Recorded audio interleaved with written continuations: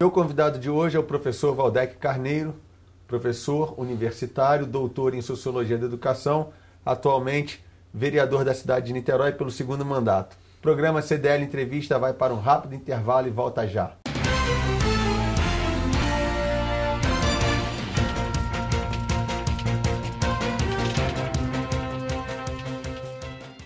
Você também pode fazer parte da nossa programação. Anuncie conosco e dê visibilidade para os seus produtos e serviços. Ligue agora para o nosso departamento comercial 2613-5163. Juntos, vamos aumentar as vendas da sua empresa. Essa é a TV Mais, a TV mais perto de você.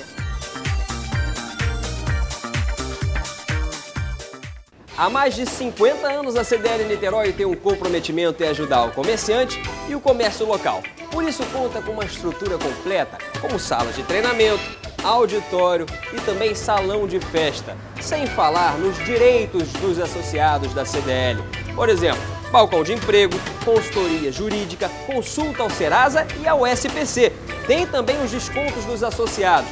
Descontos em faculdades, em cursos, em escolas, em farmácias e muito mais.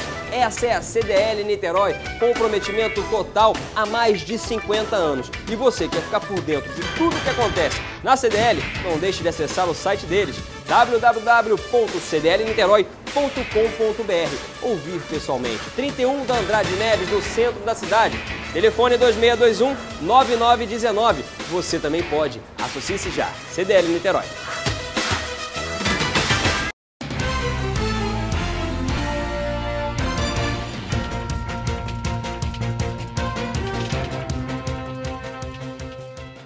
Estamos de volta com o programa CDL Entrevista com o professor Valdec Carneiro. Professor, é um prazer tê-lo aqui conosco. O senhor é oriundo da cidade do Rio de Janeiro. Fabiano, bom, é um prazer muito grande participar do seu programa. De fato, eu venho de Jacarepaguá, da zona oeste da cidade do Rio de Janeiro. Na verdade, fiz o caminho rumo a Niterói por causa da UF. Vim estudar na UF em 1981 e aqui conheci a UF e conheci Niterói, que se tornou minha cidade por adoção. Se apaixonou por Niterói. É verdade. Os outros cariocas que aqui estão, né, professor? Muitos outros cariocas que vieram e se apaixonaram. E aí, desde quando o senhor está aqui em Niterói? Então, eu frequento Niterói cotidianamente desde 1981, como eu estava dizendo, por causa da UF, não é? E estudando na UF, eu fui criando redes de relações, não é? Sobretudo através do desporto. Eu pratiquei muito voleibol, não é? E também através dos movimentos estudantis, dos quais eu participava muito ativamente. Então, de 81 a 89, eu cobri esse percurso, já fazendo mestrado na UF, até que eu fiz o concurso para professor na UF em 89, na primeira grande leva de concursos pós-Constituição de 88, não é? Eu fiz aquela primeira leva, passei no concurso, então me tornei professor da UF em 89. Mas nesse período de 81 a 88, o senhor fazia ponte Rio-Niterói diariamente? Eu fazia ponte, fazia barca, pegava carona, assim. Minha estratégia era a seguinte: quando eu estivesse saindo da UF, quem fosse para o Rio, qualquer bairro, qualquer carona eu aceitava, porque Jacarepaguá é muito longe. Então vai para Tijuca, serve, vai para Barra, serve, vai para Avenida Brasil, serve. Então voltava para o Rio. E isso foi até 90, 91, quando eu comecei a me preparar para sair do Brasil, para continuar os meus estudos. O que efetivamente aconteceu em 93, né? Então, eu saí do Brasil em 93, fiquei alguns anos fora, fui morar na França e retornei em 97. Quando retornei em 97, já casado, né? Eu me casei... Casou na França? Não, eu casei no Brasil. Nós nos casamos e em seguida fomos para a França. Então, quando voltamos, a minha esposa era professora da rede estadual do Rio de Janeiro e eu já era professor da UF, me licenciei, consegui uma bolsa de estudos para fazer o doutorado junto ao CNPq, Ministério da Ciência e Tecnologia. O senhor fez doutorado aonde, professor? Na Sorbonne, na Universidade de Paris. E fiz na área de Sociologia da Educação. Então, quando retornamos, eu era professor da UF. E aí, ela era professora da rede estadual e podia, portanto, ficar vinculada a qualquer escola estadual no estado, não é? Então, voltamos e decidimos morar em Niterói, porque ela se vinculou ao IEPIC, né, para trabalhar com formação de professores. Tradicional, a mais antiga escola normal da América Latina. É de 1835. Olha, né? que dado importante. Pois Como historiador, o senhor, as datas eu também sou afiadas. interessado pela história, é verdade, pela história da educação em particular. Então decidimos morar em Niterói, porque era mais prático do ponto de vista da nossa atividade profissional. Sim. E isso foi, portanto, em dezembro de 97. E quando o senhor esteve lá na França, Sim. o senhor basicamente pegou aquele período da formação do Plano Real. Foi em julho de 94. Quando o senhor saiu do Brasil para a França, o Brasil vivia um momento muito conturbado. Itamar Franco era presidente, a inflação crescendo muito lá fora, a imagem do Brasil talvez não fosse a das melhores, e o senhor foi para a França. Quando o senhor retornou, logicamente o Brasil já estava num outro processo. Sentiu muita diferença da sua ida para a sua volta? Então, Fabiano, é preciso destacar o seguinte, de fato, quando eu fui em outubro de 93, o Brasil tinha acabado de passar por um momento muito conturbado realmente, do ponto de vista político, que foi o impedimento do ex-presidente Fernando Collor de Mello, não é? E com a assunção de Itamar Franco, então, que era o vice, assumiu a presidência. Entretanto, em 94, o Brasil teve eleições democráticas para presidente. Sim. Então, apesar dessa confusão, apesar da imagem que continuou se propagando de um país muito atravessado pela corrupção, enfim, por outro lado, não é, se dizia também que o Brasil teve maturidade para, do ponto de vista, seguindo as regras constitucionais, assim, impedir um presidente, não é, eleger no ano seguinte um presidente democraticamente, enfim. Então, havia inclusive uma certa esperança. Eu me lembro muito bem que estava em 94, logo após as eleições que conduziram o Fernando Henrique Cardoso à presidência pela primeira vez. Sim. Eu estava numa fila fazendo inscrição em disciplinas, né? E passou um professor que sabia que eu era brasileiro e falou: Valdec, quero cumprimentar você porque seu país está dando a volta por cima, que teve um presidente que foi deposto, mas agora acaba de eleger, inclusive estavam muito felizes, como o Fernando Henrique estudou na França também. Mas, inclusive, ele é filho nosso aqui, prata da casa, que não sei o que, na verdade estudou, ele não estudou na Sorbonne, ele estudou na Paris 10, em Nanterre, mas era conhecido por lá, evidentemente. Então, ao mesmo tempo que aquele episódio impactou, não é? Mas também, assim, a maneira como o Congresso Nacional agiu, como a sociedade se mobilizou, os caras pintados foram às ruas, teve um movimento de massas, não é? E depois isso não impediu que o Brasil retomasse, né, o curso democrático. Sim. Isso também chamou a atenção de modo geral. Quem estava vendo de fora viu uma democracia se consolidando. Se consolidando, exatamente, em processo de consolidação. Ao mesmo tempo que se iniciava um período importante, eu acho que para a história do desenvolvimento brasileiro, para a história da macroeconomia brasileira, que foi o período de estabilidade, né? De estabilização da economia, controle inflacionário, moeda estável. Então, isso também foi importante porque os países começaram a entender que o Brasil talvez passasse a viver um período de menor agitação econômica, menor assim, oscilação econômica. E lá de fora eles conseguiam olhar desta forma? Em certa medida, sim. E aí, quando o senhor retorna em 97, que o senhor falou que retornou em dezembro de 97. Dezembro de 97, o senhor retorna para o Brasil. Na educação, que era a sua principal ação, né? Você foi, reconhecidamente, você é uma pessoa muito voltada para a educação. Você viu avanços de quando você sai e quando você retorna, se eu não me engano, já era o ministro Paulo Renato, que estava já à frente. Paulo Renato assumiu em 95 e permaneceu até 2002. O senhor viu, assim, progressos, viu melhorias efetivas? Você como crítico da educação.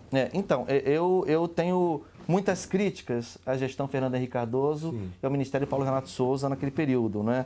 Mas, assim, há dois elementos muito importantes que é fundamental destacar aqui, até para que a gente faça um debate honesto. Exatamente. Não é? Um primeiro elemento é que o Brasil votou nesse período, o Congresso Nacional votou uma Lei Geral da Educação, a Lei de Diretrizes e Bases da Educação Nacional, LDB, popular LDB, com problemas, com limites, né, com muitas contradições, mas de qualquer maneira foi uma legislação que está em vigor até hoje, não é? E organiza, né, de modo geral, o sistema educacional brasileiro, por um lado. Se é que nós podemos falar que já temos um sistema educacional, isso é um debate mais técnico, não vamos por aí.